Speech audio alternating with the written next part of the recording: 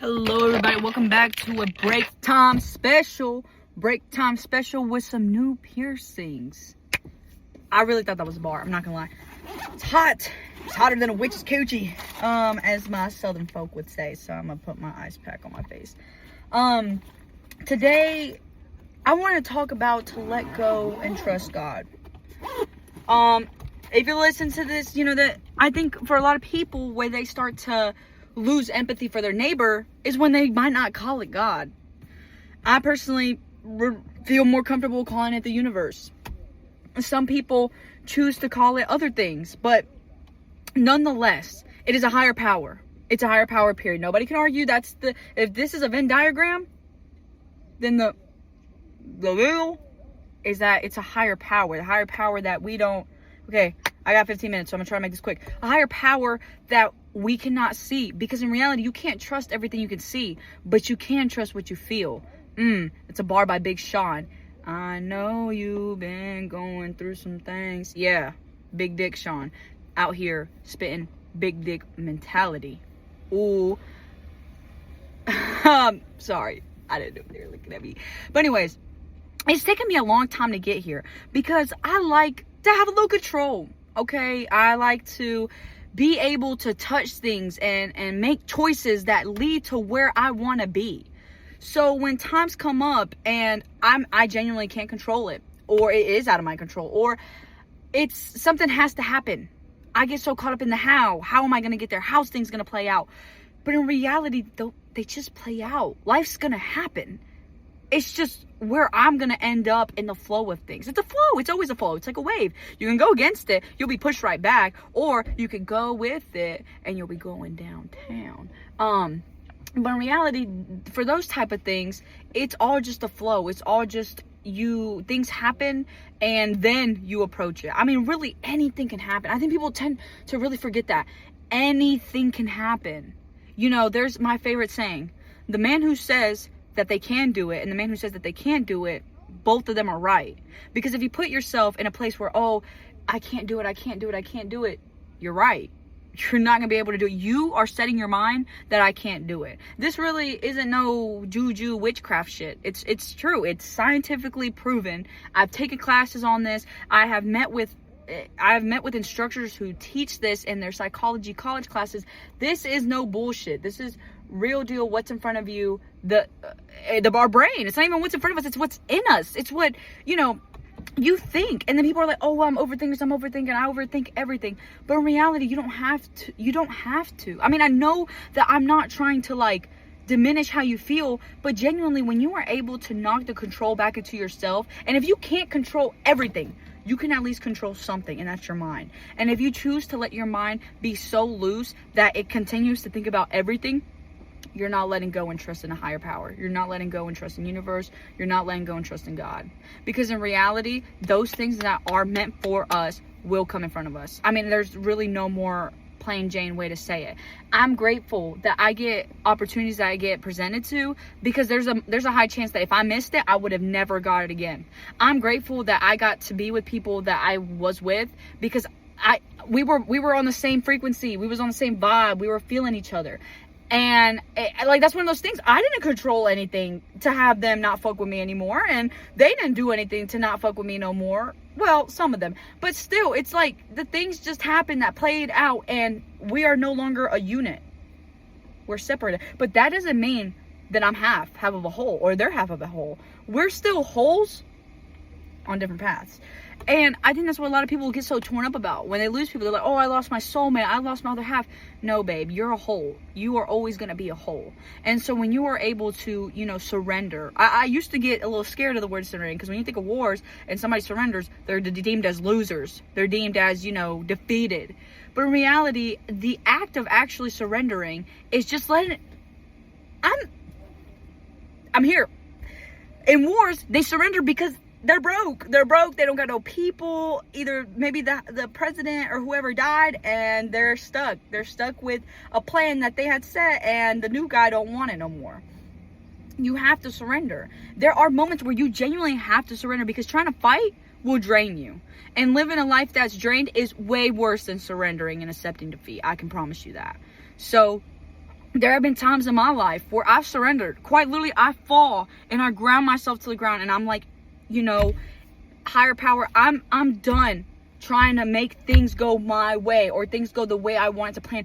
You know how I want it to be planned, because in reality, these higher powers have an intelligence that we will never have. That's what makes us human and what makes them higher powers. And that's okay. I think some people try to be like, oh, no, I got to know. And either maybe that's why they don't believe in it. If you don't believe in it, that's fine, because your belief system is what in reality makes your reality, believe it or not. So, you know, when you are able to just be like, you know what? It has an intelligence that I don't, that hence I'm on a path that is meant for me. I'm with people who are meant for me. If you are in the worst rut of your life right now, you don't really have to see it all negative. And I know it sounds diminishing. When you're already in the rut, what else can kick you and beat you and spit in your face than being told, oh, it's fine, you will be okay. But you will. You will be okay. There isn't a single life that was born and instantly thrown to shit.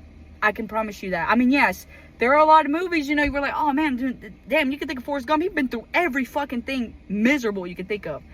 But he still battled it. He still had fun days. I'm sure everybody on this earth, even if their life's miserable today, they've at least been able to experience fun. Because you don't know what misery looks like until you've seen fun. That's all I can say.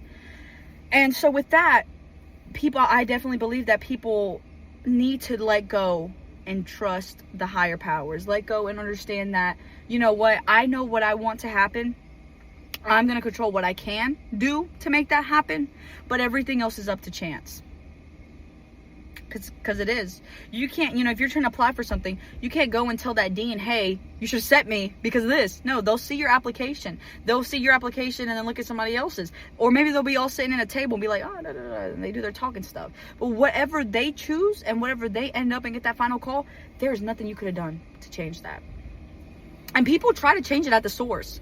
There are tons of people who will try to go to the source of things. I mean, some people have, you know, very helicoptery parents who their parents will go to the top of the ladder that they can and trickle down to make sure that things happen. But in reality, those things bring more blockages to your path. When you do try to manipulate and get a control of everything, it ends up putting more rocks in your path than need to be there.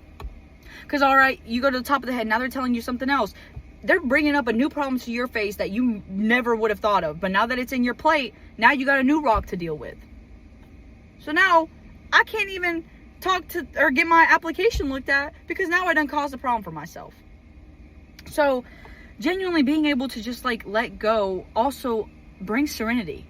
You no longer are ruminating and overthinking about this one thing, because if it was yours, it would have never left. I've said this before. If it was yours, it would have never left.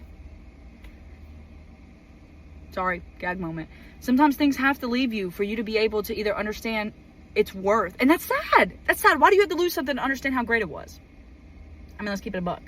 But sometimes those are lessons we have to learn. Or we have to learn what's good for us and what isn't. Or learn what's right for us and what isn't. Learn when there are times that we have to step up for ourselves and when times that maybe we're being too much of an asshole.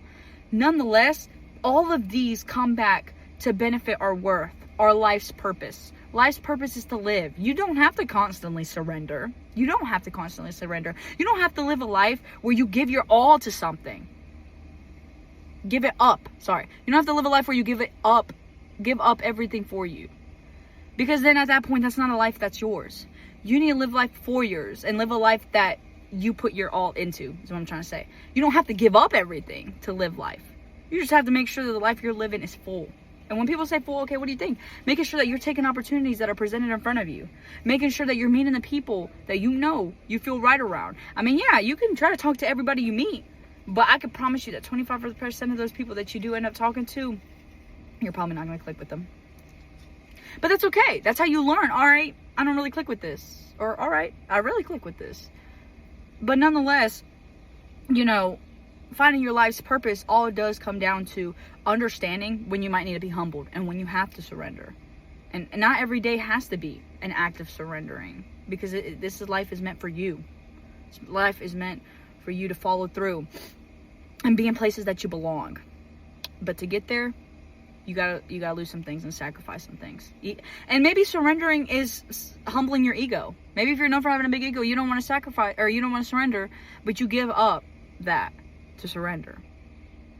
And and it's one of those things that it can be applied anywhere. I mean, genuinely, you know, when you lose things, when you stop putting them the focus of your world, either something better comes up, or whatever the outcome is, it just ends up being better for you. For some people, that is it coming back around when you're ready.